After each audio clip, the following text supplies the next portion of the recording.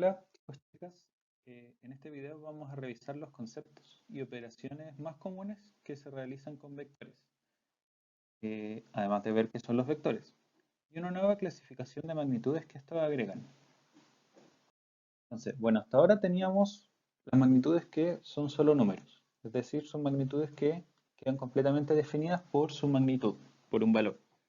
Y estas magnitudes les vamos a llamar las magnitudes escalares. Ejemplos de estas magnitudes son el tiempo, la masa. Por ejemplo, yo puedo decir una persona pesa 70 kilogramos y con solo decir 70 kilogramos yo defino completamente la masa de esa persona. O la temperatura, puedo decir el agua está hirviendo a 100 grados Celsius y con 100 grados Celsius yo defino completamente esa magnitud escalar. Hay otro tipo de magnitudes que corresponden a las magnitudes vectoriales. Estas magnitudes requieren un vector para identificarse. ¿Pero qué es un vector?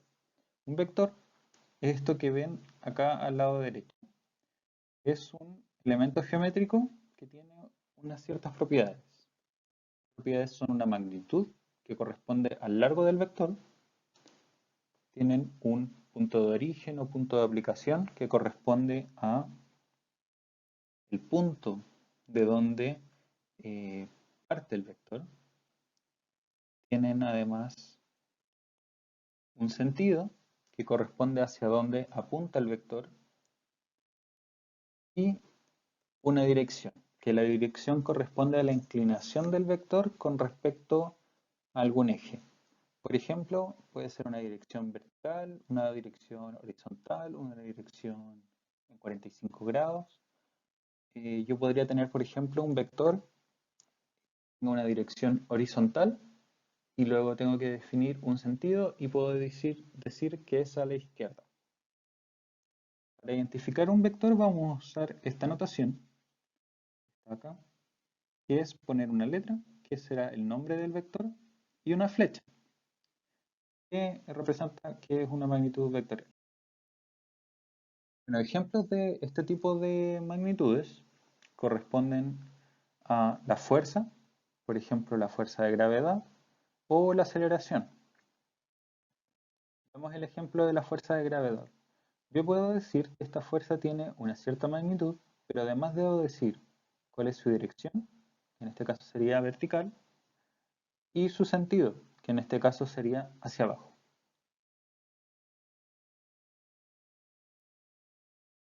Si queremos calcular la magnitud de un vector, en primer lugar, la magnitud de un vector la denotamos de la siguiente forma, poniendo un par de barras alrededor de el vector. Nosotros podemos representar ese vector en un plano cartesiano, es decir, con sus componentes x, sus componentes y y sus componentes z, que es la representación que tenemos acá. El vector a es igual a, abre paréntesis, a x, a y, a z, cierra paréntesis. Para calcular la magnitud de este vector, es decir, su largo, lo que hacemos es ocupar esta fórmula, que es la raíz cuadrada de la componente x al cuadrado más la componente y al cuadrado más la componente z al cuadrado. Ahora vamos a ver elementos del álgebra de vectores. Primero vamos a ver la multiplicación por un escalar. Entonces, en el caso de un número positivo, supongamos que tenemos un cierto vector A que tiene una magnitud, una dirección y un cierto sentido y queremos multiplicar este vector por 3. Lo que ocurre en este caso es que obtenemos el vector B, que si lo vemos, tiene la misma dirección que el vector A, tiene el mismo sentido, pero varió su magnitud. ¿Y cómo varió su magnitud? La magnitud de B es 3 veces la de A. Es decir, en el caso de B, una multiplicación por un número escalar, lo que ocurre es que aumenta la magnitud, pero no varía ni el sentido ni la dirección. En el caso de la multiplicación por un número negativo, veamos este caso, donde multiplicamos por menos 1. El mismo vector A. Tenemos el vector B. Si nos damos cuenta, en este caso tenemos la misma dirección, el sentido opuesto, eso es lo que cambia el signo, el sentido lo vuelve el sentido opuesto, pero se mantiene la magnitud. Se mantiene la magnitud porque estamos multiplicando por menos 1. Si por ejemplo estuviésemos multiplicando por menos 2, el vector A, ahí tendríamos que, además de cambiar el sentido, la magnitud aumentaría al doble. Lo que en este caso, como tenemos 1, aparece resumido acá que el módulo de B es igual al módulo de A. Bueno, veamos la suma de vectores. Lo que vamos a ver es un método que se denomina el método del triángulo, en el que hacemos lo siguiente. Supongamos que tenemos dos vectores A y B y queremos ver su suma, que vamos a denotar como el vector C. Lo que hacemos en el método del triángulo es poner el vector A, a continuación, en el fin del vector A, poner el vector B, y el vector resultante va desde el origen del primer vector hacia el final del último vector, que sería este vector C con su respectivo dirección, sentido y magnitud. Veamos ahora la resta de vectores. ¿Qué hacemos para restar los vectores A y B?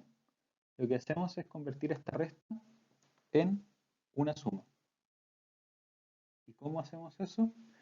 Nosotros tenemos A menos B igual a C, y lo que podemos hacer es convertirlo en una suma de la siguiente forma, poniendo menos 1 por B.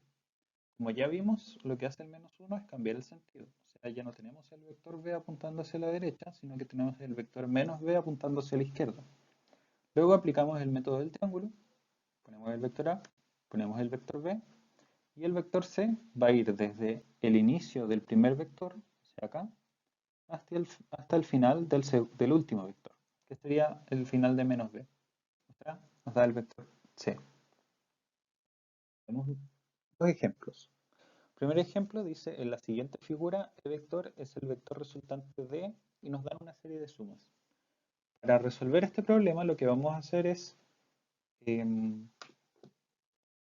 probar las distintas sumas y ver cuál nos da el vector E.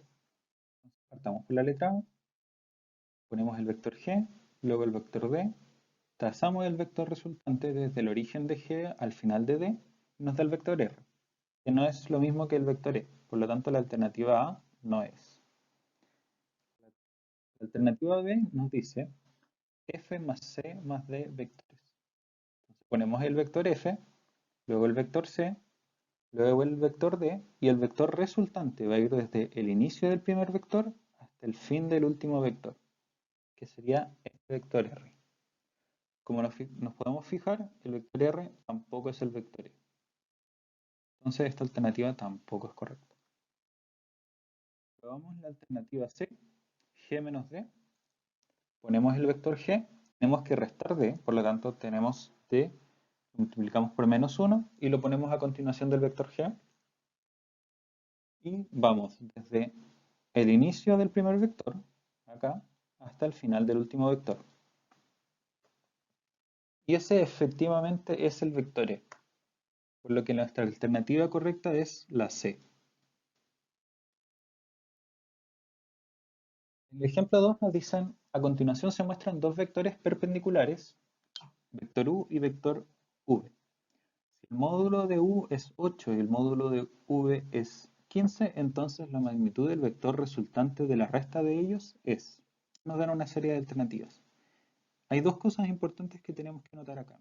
En primer lugar, los dos vectores son perpendiculares. Esto significa que acá hay un ángulo recto. Luego que nos pide la magnitud, pero del vector resultante de la resta de ellos. Es decir, lo primero que vamos a hacer es calcular la resta de ellos. Lo vamos a hacer mediante el método del triángulo. ¿Cómo? Al aplicar un signo negativo, U solo cambió de sentido y no de dirección, acá seguimos teniendo un ángulo recto. El vector resultante R sería el siguiente, y para calcular su magnitud, como esto es finalmente un triángulo rectángulo y la magnitud del vector u es la misma que el vector menos u, podemos aplicar el teorema de Pitágoras de la siguiente forma. Tenemos el módulo al cuadrado de b más el módulo al cuadrado de u es igual al módulo al cuadrado del vector que estamos buscando. Reemplazamos las magnitudes, calculamos la suma, sacamos raíz cuadrada y nos da que el módulo del vector r es 17. Por lo tanto, nuestra alternativa correcta sería la D. Y con eso resolvimos el problema.